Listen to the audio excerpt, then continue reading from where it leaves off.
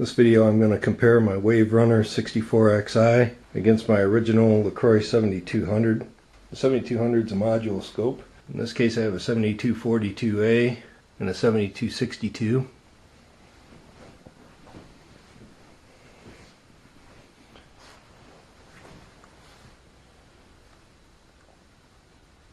See, it has GPIB on the back, printer port, and a RS-232 port. I like the heatsink here.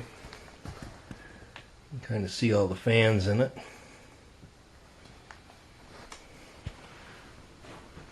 Consumes quite a bit of power. The 7200 was released in 1989. The 64Xi was released in 2006. The weight of the 7200 is roughly 60 pounds the way it sits, compared to about 15.5 pounds. 7200 is 17 by 9.5 by 24 inches, where the 64Xi is 10.25 by 13.4 by 6 inches. The display on the 7200 is 7.5 inch. It's amber, where the 64Xi is a 10.4 inch color touchscreen. The cost of the 7200 when it was released would have been roughly $33,000 to $45,000. In today's prices that would be roughly $62,000 to $85,000. The 64Xi when it was purchased was $11,500. With the extra software, it adds an additional $8,060. So roughly in today's prices about $20,000 compared to about $63,000 or so for the 7200. The bandwidth of the 7200 in 50 ohm mode is 500 megahertz compared to 600 megahertz on the 64Xi. The 7262A, the high-speed plug-in, is actually 4 gigahertz at 50 ohms. The 7242, when using a 1 meg input, is rated for 250 megahertz. 7242 will sample at 1 gigasamples per second in dual channel mode. In interlaced mode it will run at 2 gigasamples. Compare this with the 64Xi, which will do 5 gigasamples per channel and 10 gigasamples interlaced. To run interlaced mode with the 7200 requires an external unit. It's this thing here. This is essentially a delay line. This is a homemade one.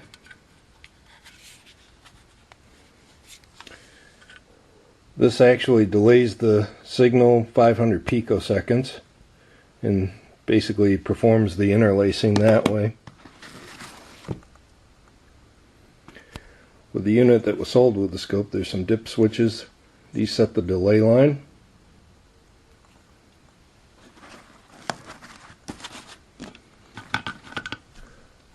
Obviously with the 64Xi, you just throw a switch. This is all done automatically. In repetitive mode, the 7242 will do 20 gigasamples per second, and the 7262 will do 100 gigasamples per second. RISC mode on the 64Xi has 200 gigasamples per second. The memory depth on the 7242 is 50K points per channel. They were available up to 1 meg. I actually have some of those units for my 7200A. The 7262 has 20K per channel. Compare that with the 64Xi, which will do 2 megapoints per channel. Vertical resolution on the 7242 is 8 bits. It'll run enhanced mode up to 11 bits, but that caps the bandwidth to 8 megahertz. The 7262A will run 10 bits. The 64Xi, on the other hand, will run 8 bits as well, and 11 bits enhanced. I'm not sure about the hardware design of the 64Xi, but I do know a 7242 contains 8 A to Ds, 4 A to Ds per channel. So when you're running interlace mode, all 8 A to D converters are running. For the software for the 7200, everything was included in the base price. For the 64Xi, everything that you want to add is an additional cost. There's 2 catalogs here, one from 2007 and the other one from 1990.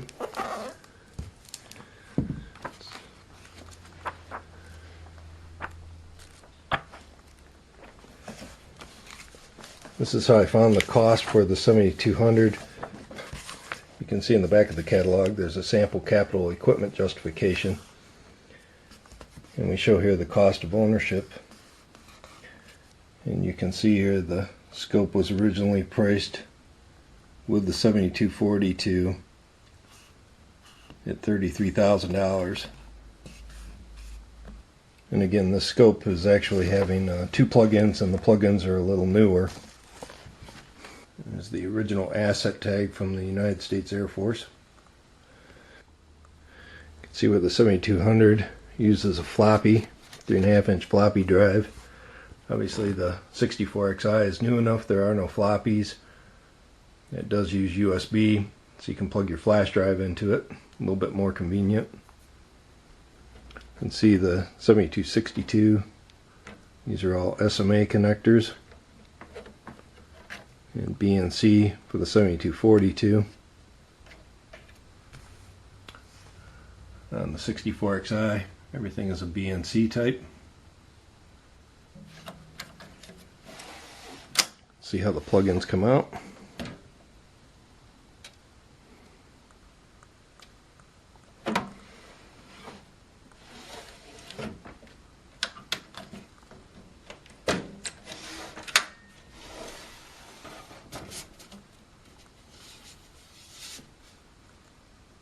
Made in the USA.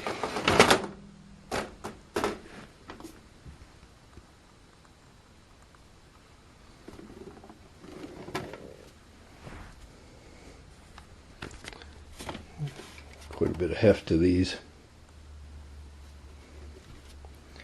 You don't see many of these high-speed digitizers. I have 2 of these for the 7200A that are newer style than this. All 3 of the digitizers, these all came from an employee of LeCroy. He managed to pick these up in an employee sale. Had them sitting in his garage for quite a few years. And when I found out he had them, I just bought all of his parts from him. Just looking inside the 7200.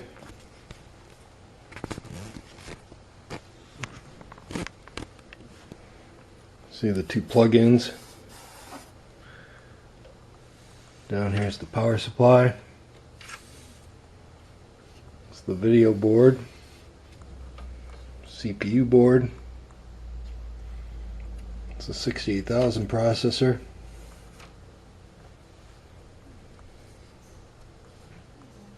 Power supply here. This is an MFM hard drive here. This cable runs up to the keypad. CRT. See the floppy drive down inside.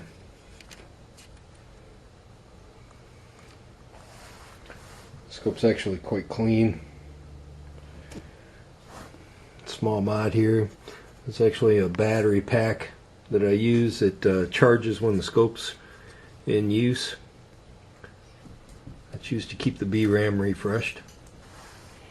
But I've owned the scope now for quite a few years, and it's actually been quite reliable.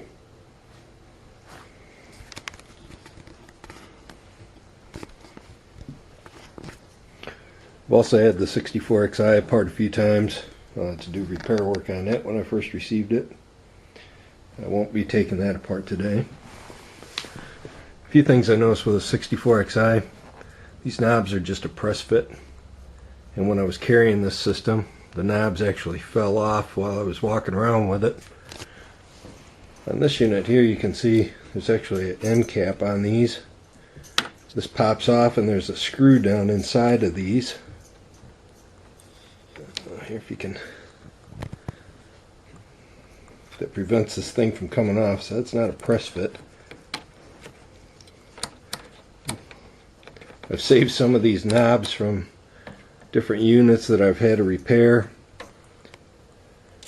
You'll see these things get shipped on eBay and the shafts will be broken off and stuff, so I've been pretty fortunate. I was able to call over to Germany to get some of the replacement parts for this unit. So everything on it functions. These are pictures of the WaveRunner when I had it apart to install the new solid state hard drive and the added memory.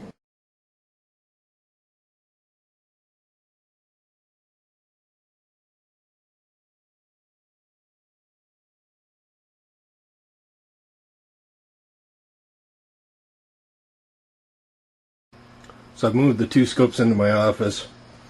Starts what I want to do is show the boot up times for the two units. Keeping in mind that these two scopes are basically 27 years difference between the two of them. I had mentioned that I'd had the 64Xi apart. This particular unit came with 256 mega RAM. This unit now has 1 gig of RAM in it. The original hard drive has been replaced with a SSD. So far that's worked out quite well. The scope boots very fast, and the added memory, I found that it's made the scope very responsive. Originally, when I tried using the scope, it would actually hiccup depending on what I was trying to do with it. That doesn't seem to be the case anymore. I've actually, I tend to like this scope now that I've had it for a while, and made those couple of changes to it. So what I've done is I've hooked up 2 of the channels for each scope. We've got a 10 megahertz oscillator feeding to them. And I'm just going to turn them both on. Both scopes have been configured the same way. Just see how long it takes for both of them to come up.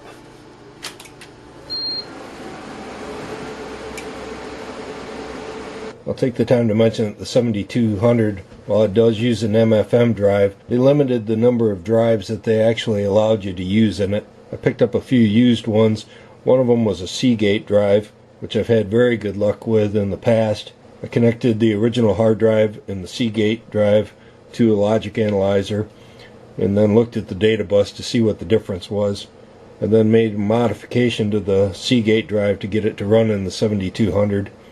It's proven to be a very reliable system this way.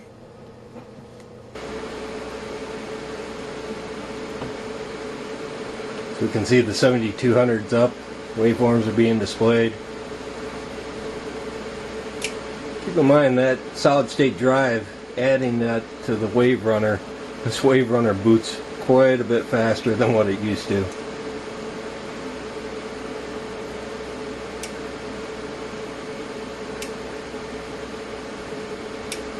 And there you have it. So the 7200 wins this battle. Hopefully you're actually spending your time actually using the scope and not just booting it up. I'm going to go ahead and terminate the input. Both scopes are set to auto trigger. Both set to single grid.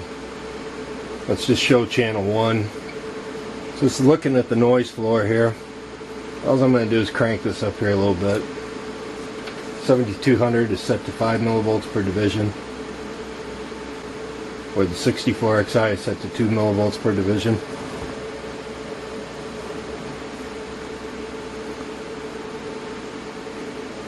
Fairly similar. We're going to go ahead and apply our signal again. Okay, and here we're looking at 10 nanoseconds per division for each scope. Again, this is with a 10 megahertz signal. See all the display up here for the 64Xi. You can see it making the measurements here. We can do the same. Just do display, hit basic. What I'm going to do now is just increase the frequency. Same waveform, this is 100 megahertz now. Both scopes have been set to 50 ohm input. Here we can see we're reading about 320 millivolts peak to peak on the 7200 and roughly 350-ish peak to peak on the 64Xi. This is now 2 nanoseconds per division on both scopes. You really see the sample rate starting to hurt us here quite a bit. You can see the dots in this now. This is the difference of 1 gigasample per second versus a 5 gigasample per second. This is looking at 200 megahertz now. See, the 7200 is really starting to break up pretty bad. Peak to peak on this is like 270. Peak to peak on this is about 280, 290.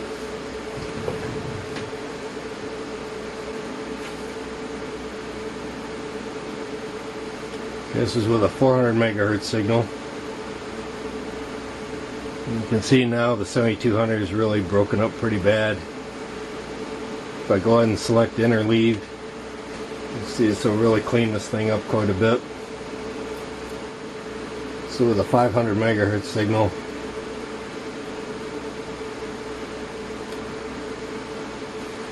as you can see here, even with interleaved, the 7200 can't pick this up. You can see I've gone ahead and installed the delay line. It's now running in 2 gigasamples per second, non-interleaved. Both scopes set at 1 nanosecond per division. And you can still see the 7200 with that lowest sample rate. It's having a pretty rough time with this. Of course, the big advantage with the 7200 is I do have the other plug-in available. And again, this second plug-in is rated for 4 gigahertz analog bandwidth. Okay, here we are with the high-speed digitizer set to 1 nanosecond per division. This is also at 200 millivolts per division on both, so the same scale. So now let's go ahead and zoom in here a little bit.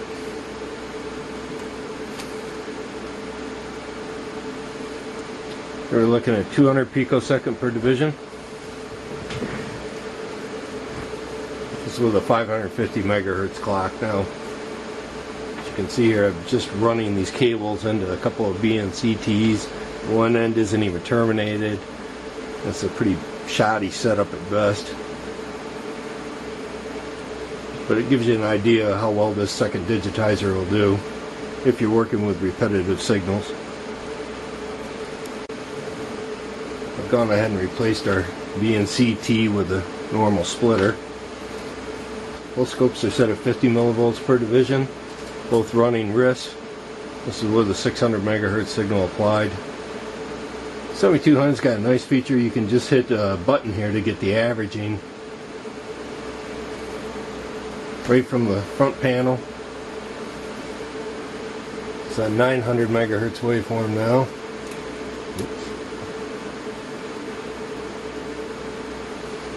So peak to peak on the 64Xi right now is reading 90.75, 90.8. 7200 currently is reading about 104 millivolts. So this guy, even though it's only rated for 600 megahertz, is reading very similar to what the 7200 is. And this is currently with a 900 megahertz signal. So it's pretty impressive. Okay, we can see now we're putting out a 1 gigahertz signal. The 64Xi is reading roughly 78 millivolts peak to peak. And the 7200 is reading roughly 96 millivolts peak to peak. So she's starting to get attenuated pretty bad now for the 64Xi. Still doing a pretty decent job though. Okay, we're now at double the frequency of what the scope was rated for. It's a 1.2 gigahertz signal.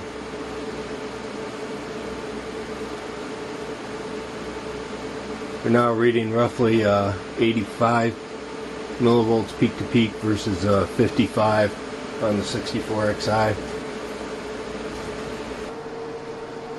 Sure, a few of you have probably seen this kit. This is an evaluation kit that Tektronix put out for their oscilloscopes. It basically allowed you to do some benchmarking between their scopes and their competitors. It was a very simple board, and this book walks you through basically some different tests. There's probably 5-6 different tests that you could run to try to see if your scope would be able to handle the waveforms that they would throw at it. My plan for testing the scopes is to use an ARB. I have a Tektronix Sony ARB. It's an AWG 2041.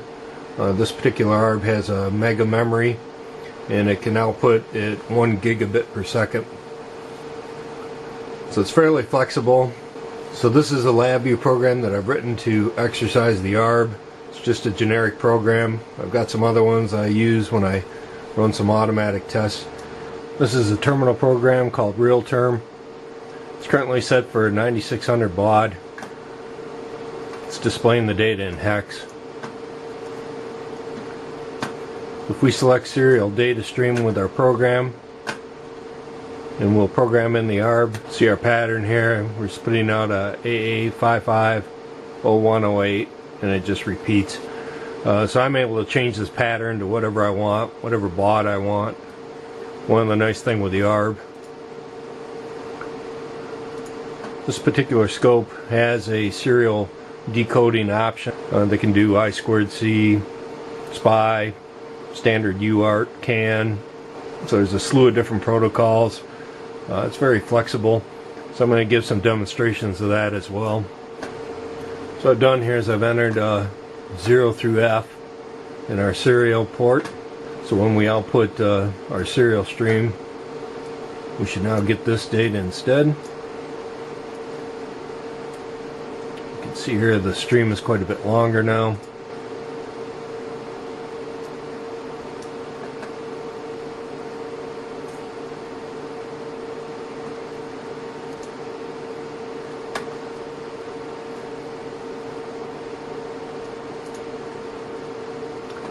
As you can see, it's counting up now, 0, 1, 2, 3, up to F, and then repeats.